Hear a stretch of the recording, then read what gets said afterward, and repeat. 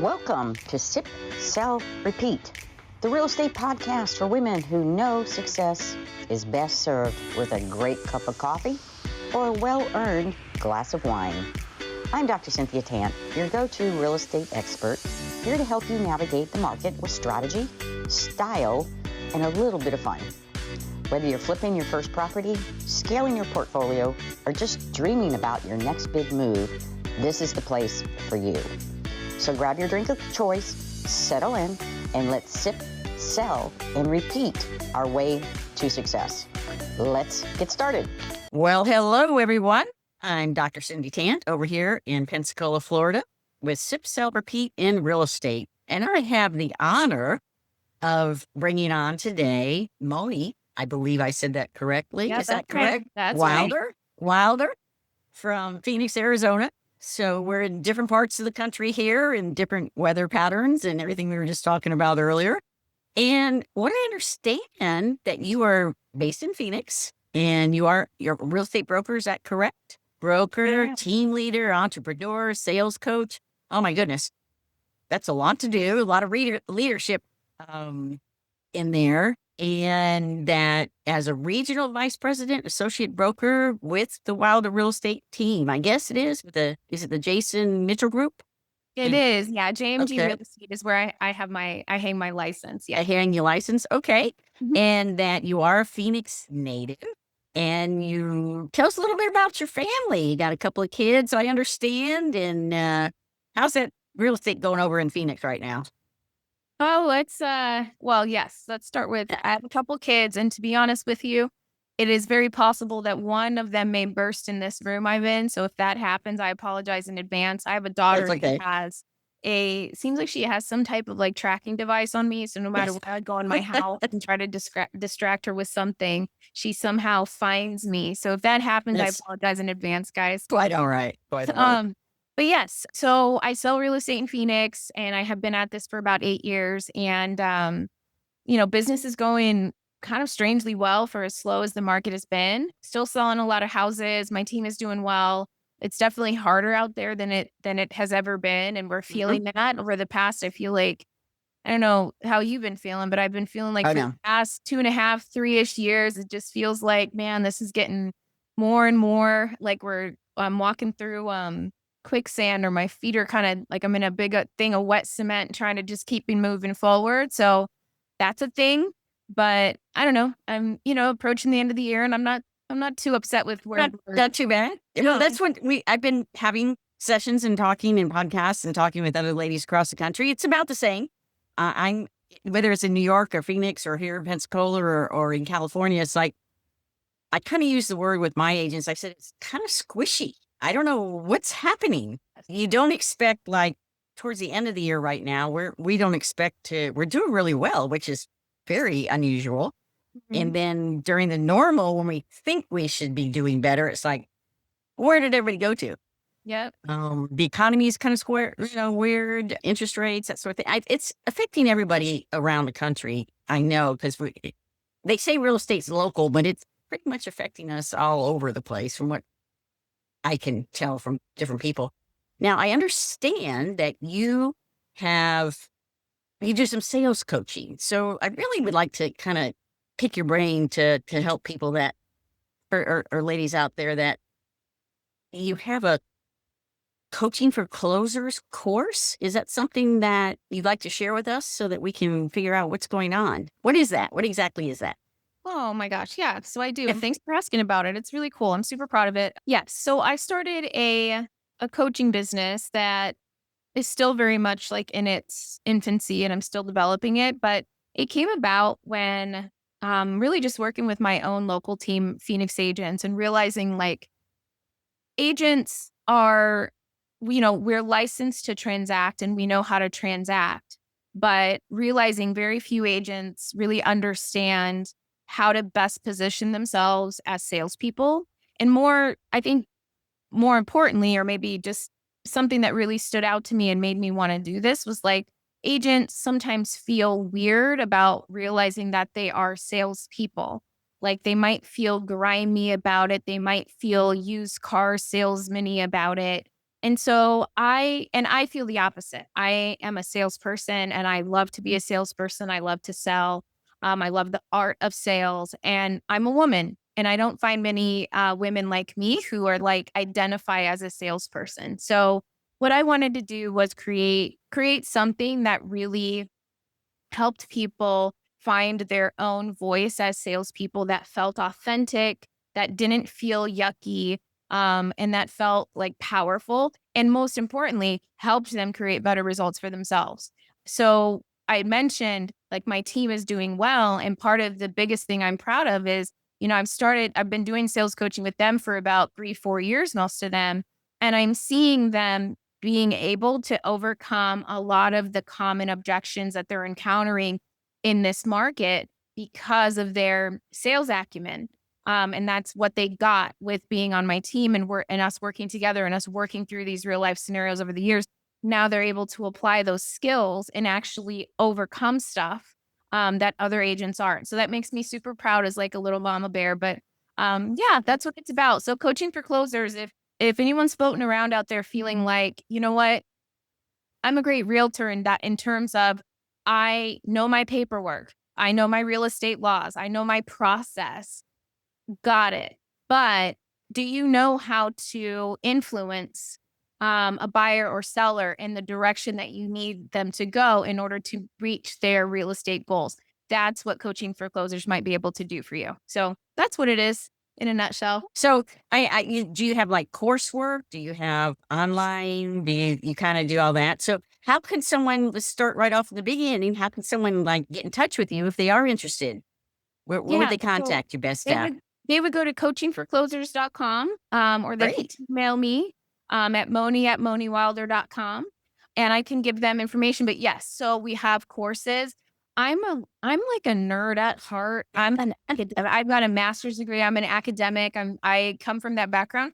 So I do a lot of writing. So if a person is like really oriented to a booklet, like there's booklets that I think are so cute that they can buy, and it covers different types of sales. There's video training. And then there's also, I offer one-on-one and group coaching as well. So I have some clients that do one-on-ones with me, and I just work with them on a monthly basis. And there's groups that I do twice a month, or whatever somebody needs. I'm sure we can like create whatever's best for them. Well, and it's interesting because I'm an academic. I was a college professor before I started investing in real estate. And so the investing in real estate turned me on to real estate. And so, but I feel that teachers seem to do very well in the real estate profession. First off, we ask a lot of questions. We seem to try to get the information out so that we can help, like you said, what are their needs in real estate? Whether it's investment or whether it's first-time home buyer. That's probably one of the best things I've seen too. Is like in my years, it's a long time, but that young couple or that individual that buys their first home. And the first time someone hugged me because they bought their first home, I went, oh, okay, this is really cool. It's like teaching school, again. So the coaching, I think as a realtor, what did you do? So you were a teacher or something before becoming a realtor? I've been a coach for a long time. Prior to getting my real estate license, I owned a gym. Really? Yeah. So I was a coach. I'm a weightlifting and I've been kind of an exercise coach since I was 16. So I've always been a teacher, a coach. I've always sort of fell into that role. And to your point, I've always really felt like the best teachers are really good salespeople, because to be able to take a topic that nobody cares about and that's dry and boring, and bring it to life and to kind of enroll someone in caring enough to then learn about it, retain it, use it, be able to repeat it back. Like, to me, if that's not sales, I don't know what is. So I feel like most of the coaches that I know, or teachers that I know, I agree with you. If they're a great teacher, they're likely going to be pretty good naturally at real estate sales. Real estate. Yeah. And actually, you'll be shocked, probably not, but my PhD's in biomechanics. So Interesting. And my first career was a college coach of volleyball, softball. I went right from my undergraduate degree into college coaching and then into PhD and all that. So I have taught a lot of personal trainers and all of that. So it's very interesting because when I went through way back in the 80s, what took me 2 years to do my dissertation, you can do on your phone now in 3 minutes. It's just crazy when you think of how Right. technology, which really brings me to technology and how you've seen technology. How does that impact your agents that you work with and also the coaching kind of mindset for today's realtor? Yeah, I think that's a really good question. I mean, I'm not sure if this is the direction you're going with this question, but the You, first thing that came to my mind is one of the things that I think technology is making super duper clear is that when our consumers have access to basically all the same information that we do through technology, it means that what we have to bring to the table has to be more than that. Even back when I first was licensed, which was not that, 8 years ago, it's not like this wasn't another like, oh, back in not the when I was. Yeah. but even back then, Zillow wasn't necessarily this juggernaut that people could on their phone. One, I don't even know. I don't know. I think we did have iPhones, but like, I don't know if that was an app on your phone where you could just search houses or you could Yeah. contact the No. agent directly. Like, there's so much connectivity that now the everyday consumer has and access to information that I think really makes it very clear that we as agents have to bring a new set of skills to the table in order for us to remain relevant in this world. And so, as in my role at JMG, which is a national brokerage, I oversee multiple sales teams, and one of them is our Zillow Flex team. So I oversee the Flex agents, and part of what I'm noticing is just the agents that are really willing to dig into, obviously, the basic knowledge of real estate, the market. But again, going back to that understanding how to bridge what a client needs with a strategy that makes sense and works and is able to articulate that well is really going so far because these clients are these consumers are coming in contact with us and they already know a lot, but some of them feel like they know more than they do, right? Because they have the Yes. information, but Yeah. just because they have information doesn't mean they have experience. There's a difference between having information and then having that same information, but do you also have the benefit of the type of experience that maybe I do or you do? I've sold almost 1,000 homes. Like, that's a lot of experience to apply to that knowledge. I think when it comes to technology, I think agents need to not be afraid of it. I think they need to embrace it. I think they need to lead with it. To be honest, I think they need to be about it. But what they need to do internally is understand that, like, we can't just rest on our laurels, guys. We aren't here to just find houses and unlock doors. We're here to do more. We're here to create strategies for people's lives. And that is something no matter what happens, consumers will be willing to pay us as long as the value we're bringing in our strategy and our execution holds. So that's my point of view and perspective on, how technology is impacting our industry, but how our agents can continue to, be relevant and important in this whole landscape. Well, and then it's very interesting as a generational difference. It's I because of my background, I was doing computers with Apple IIe's, and my first laptop weighed 20 pounds and it had a screen this big. So I've been involved in tech and seen it evolve so much in the past 35 years, 40 years. Oh, God, that's a long time. But the do you sometimes feel, like you said, sometimes they think they know more than they really do, and we're trying to get through all these TV, HGTV, all this stuff that's on. Oh, I'm going to buy an investment property and I'm going to be finished with it in 20 days and we're going to resell it for this amount of money.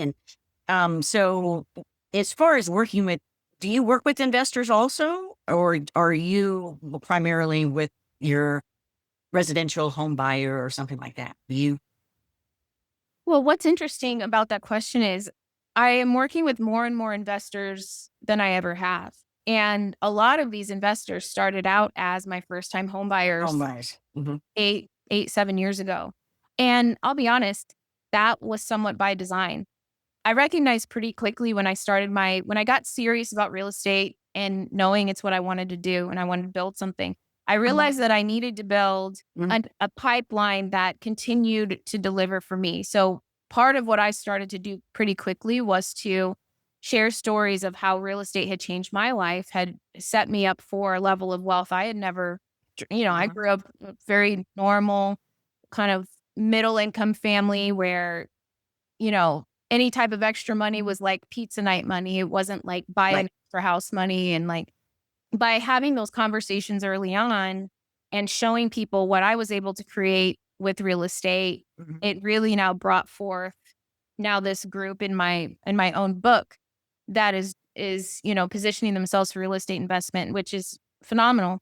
But yes, I mean, with how much people talk, I mean, it's very much like this gimmick, right? Like real estate investing is like the cool thing to do, like you're on TikTok and every other person is a real estate investor. Yeah. Yeah. And then you find out they don't even own one property, and they're like, seller or whatever. So it is. But I think the important thing to think through is like, at the end of the day, people want longevity in relationship, and that relationship over time builds trust.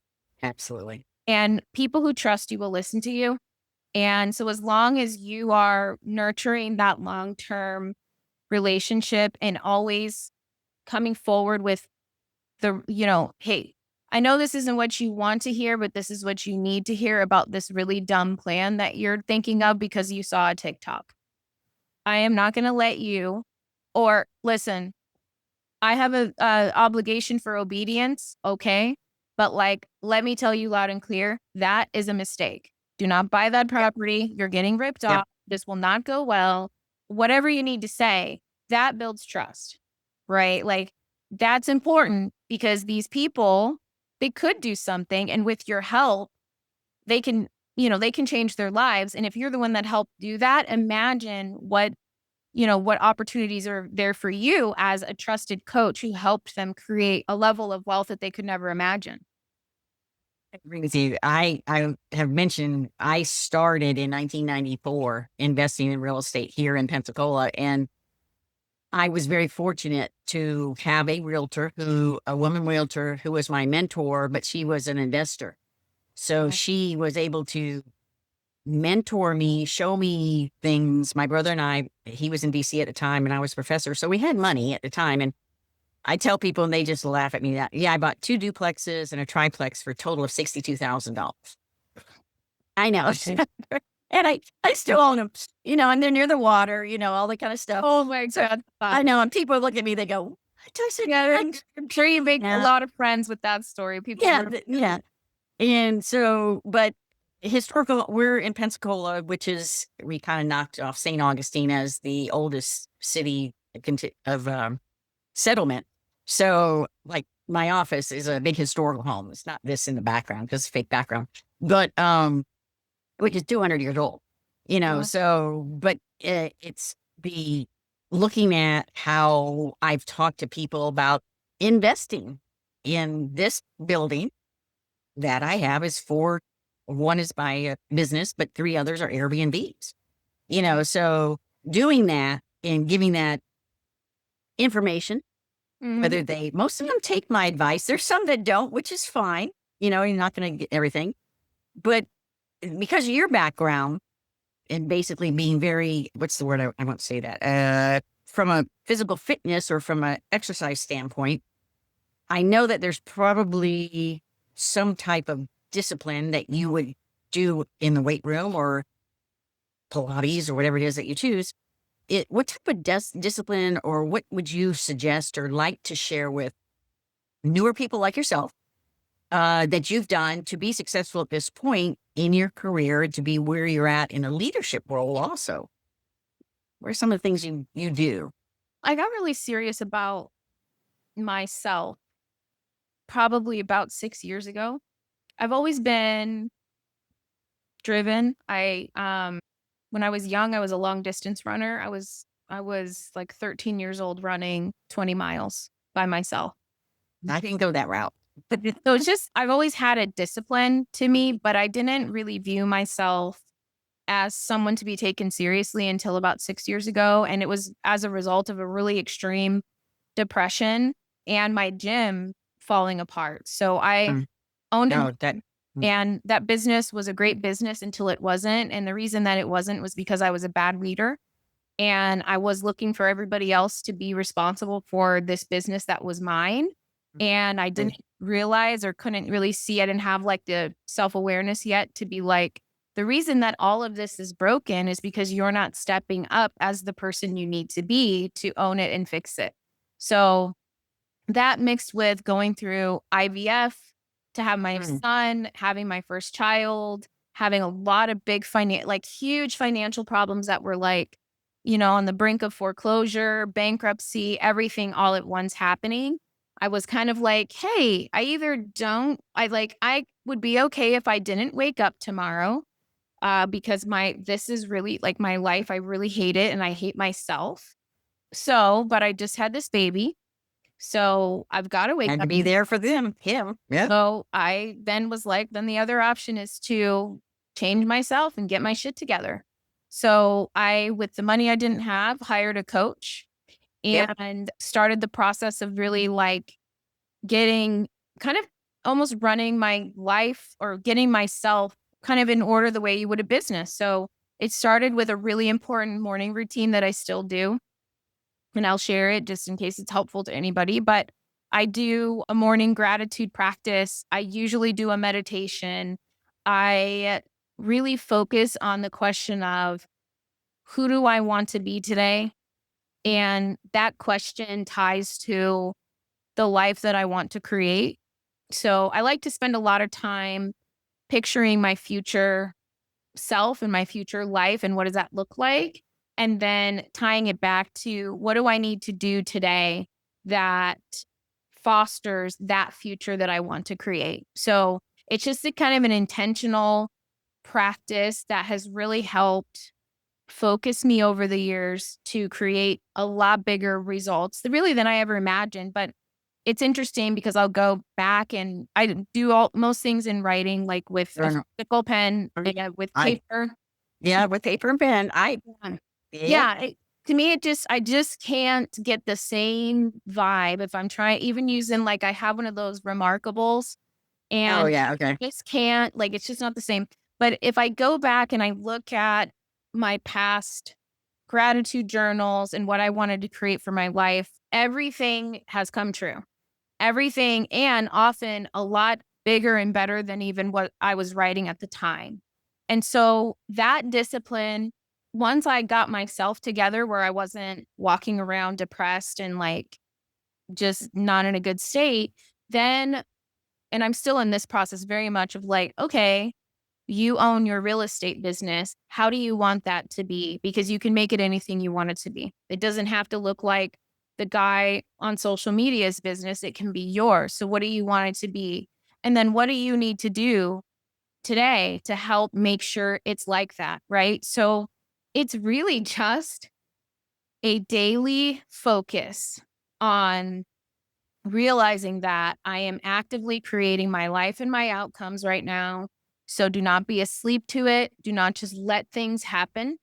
If you want something, you why not you? You see people out there and they have the results that you wish you had. They're no different than you.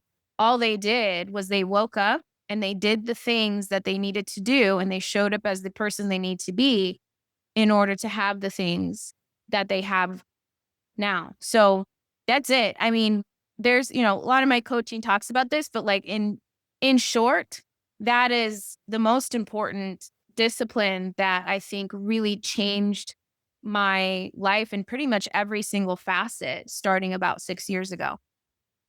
And I totally agree with that journey because it was very interesting when I decided to leave teaching as a professor to go into real estate. Everybody goes, "What are you doing that for?" Because of the stigma of being a realtor, like a used Right. car salesman or something like that. Right. But I'd always was always a very motivated person from a sales perspective. And it was very interesting on how you started this because even though I was a teacher, I had gone to sales seminars, and I had to try to, because you're selling as a teacher. And those students, and I only did on the college level, coached on the college level and taught on the college level. So I never had any of the younger crowd to deal with. But getting them, like you said, to understand and to be disciplined. One of the biggest things was they hated it because I would teach 8 o'clock classes in the morning. And they go, Dr. Tant, why do you? I said, because I'm done by 11. So I'm out doing my thing and my research and everything. But they showed up for class because they knew they had to be there in class because of the courses or main courses that I was teaching in their discipline. But I think relating that or changing that into the sales perspective of real estate, when you have your coaching and you've got a new agent coming on. So a new agent, and she's brand new, and you have a team. It appears you have a team, correct? So you work through a team. What are some of the first things, or what is it that you want to share maybe with the other ladies that are just getting started here, of what you would want to, what is 3 points that just say, okay, you're a brand new realtor. What do we want to do here so that you can get to the next level? 3 points. Yeah, that's a great question. And I think I might answer this differently than a lot of people. One of the things I will say that's really important in my mind is it is important that agents understand their contract and their kind of the fundamentals of like how to get through a transaction. That's important.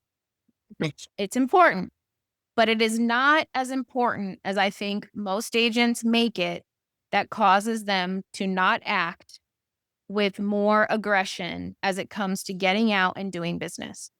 So with my agents, as a team leader and a broker, I know that contract forward and back period.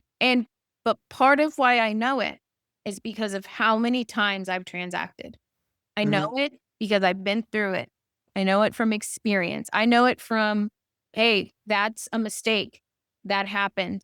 And now do you know why you made the mistake? Because there it is in the contract. I've never had a bad outcome impact my client, but I've learned, I've had a commissionectomy here and there for I would like that commission. right. But I will tell you, with my agents, I want them to be confident, to get out there and get into it. Just get out there and get into it. You don't Get dirty. get it. Yeah, you don't have to know. You don't have to know all the answers before you start. One of the most important things I tell my new agents is it's okay for you to trust your future self. If you picture a path, you're not necessarily going to see every little stone that you step on to get to the end, but you just have to trust. You take your step and the next little stone will be there right when your foot hits the ground. And that's part of my job as their team leader is to protect them and to make sure they have that kind of handhold, but get them out there. So I would say for new agents, don't let analysis paralysis cause you from getting out there and taking some risks and raising your hand to help somebody, even if you don't quite understand it. At least if you know who you can go to ask questions or get the support you need, and you know you can call them and get that help, that is, to me, key to making sure you don't make a big mess.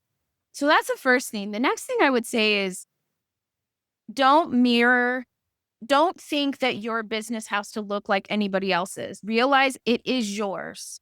And, the faster that an agent starts to identify that this is actually a business, you are an independent contractor, this is yours to create big. Think big.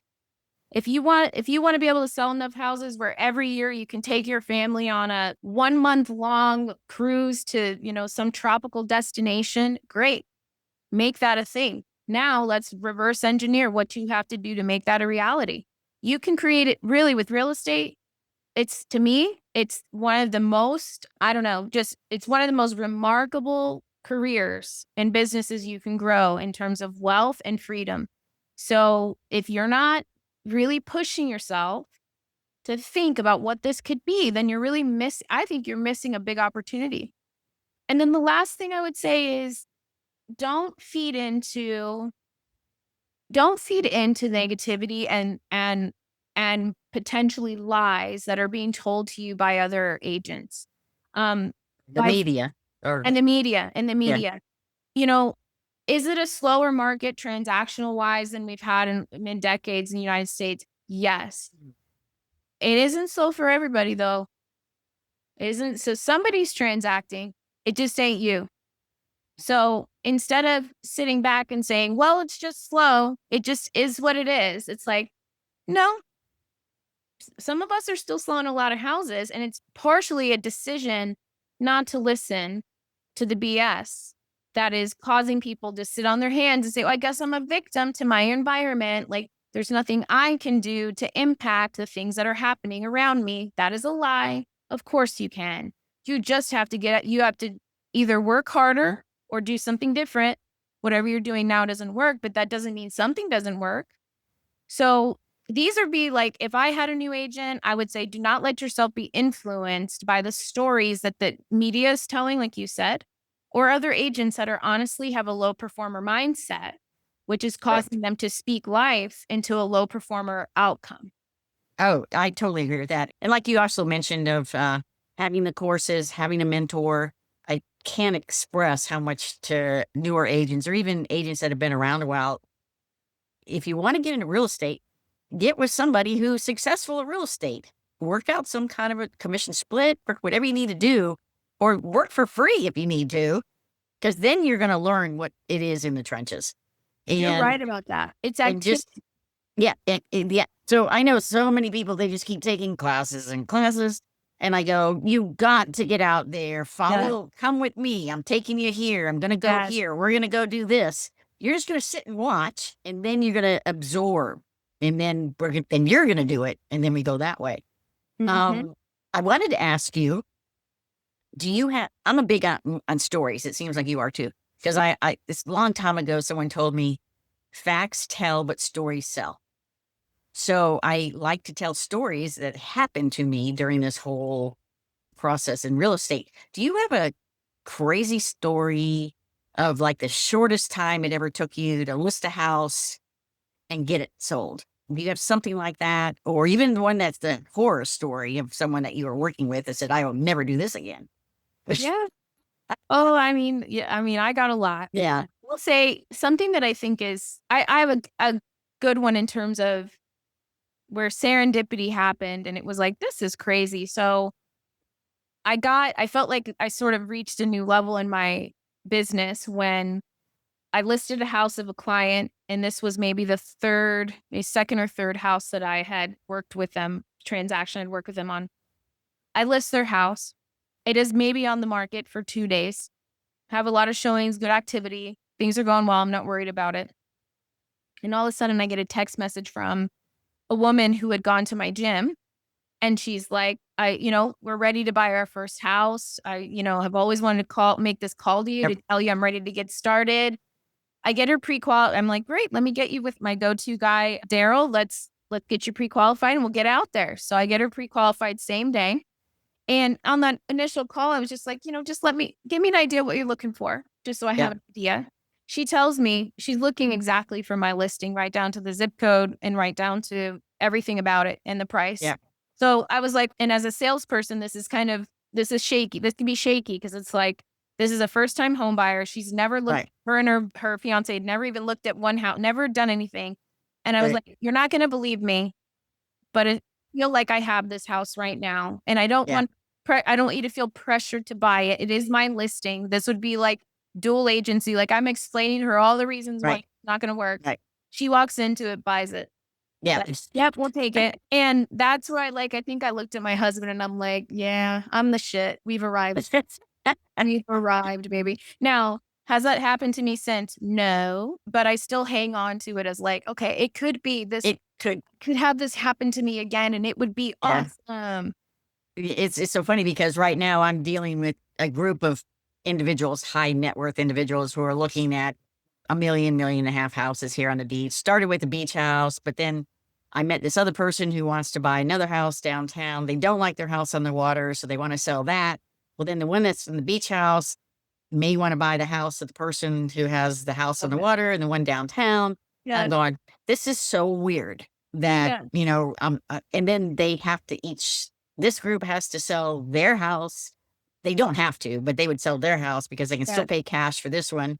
And when it says, yeah, we want this house. We don't have $1 million cash right now, but we're going to pay cash. We're going to talk to our in-laws. I said, nice in-laws. So, it's kind of like we're shifting little $1 million in 1.5, which is high for our area. I mean, because our average house price is $315,000, and that's not counting the beach, the stuff on the water. Yeah. But I mean, and for us, that's high. Most of the people here, we just don't have the income. We got a lot of military, we got a lot of retirement, things like that. And because we're a vacation destination, we have a lot of people that will buy the second homes and the investment properties and things like that. But so the local people, they're going, $315,000. Like when I bought my $62,000 for that whole thing, that doesn't happen anything anymore.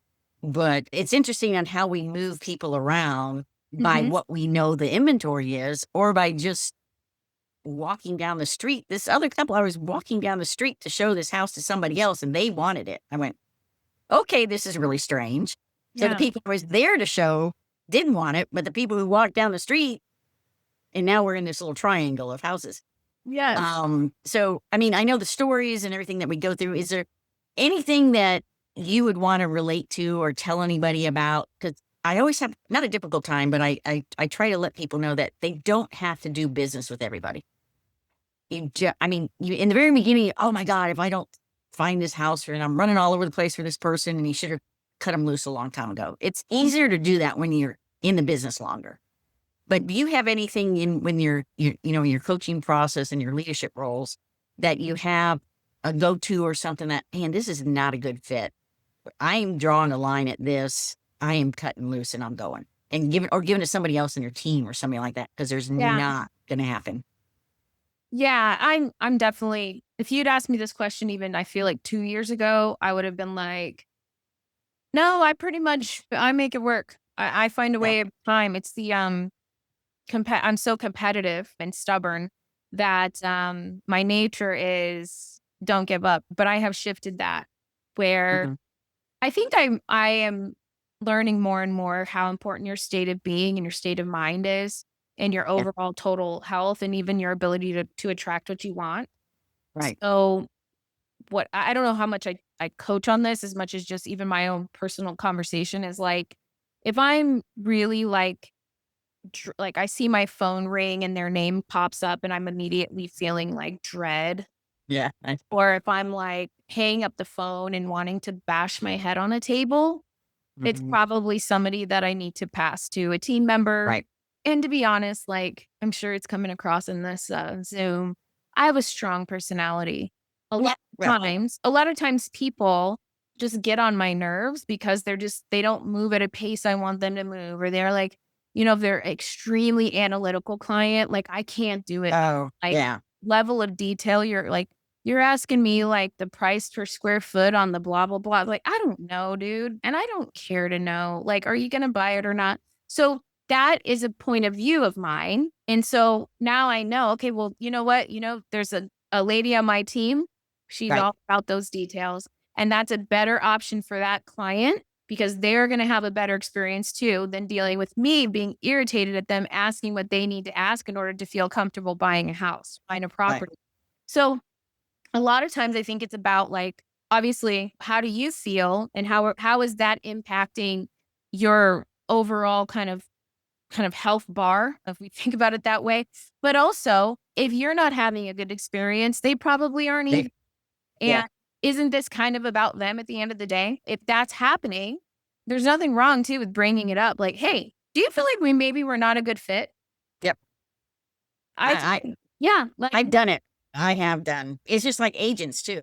I am the broker, and if an agent comes into that we're just not getting along, this is not going to happen. Yes. Hasn't happened much, but we just decided it would be better to go separate ways, because our personalities just didn't mesh real well. Well, thank you for all of your information that you've shared with us today. And how can the ladies get in touch with you and maybe get more about your coaching and everything? How's the best way? Instagram or email, or let us know how we can get in touch with you. First of all, thank you for having me for this wonderful Sure. conversation. It's been awesome getting to know you, and this is really cool that you do this. I love everything about it. So thanks for having me.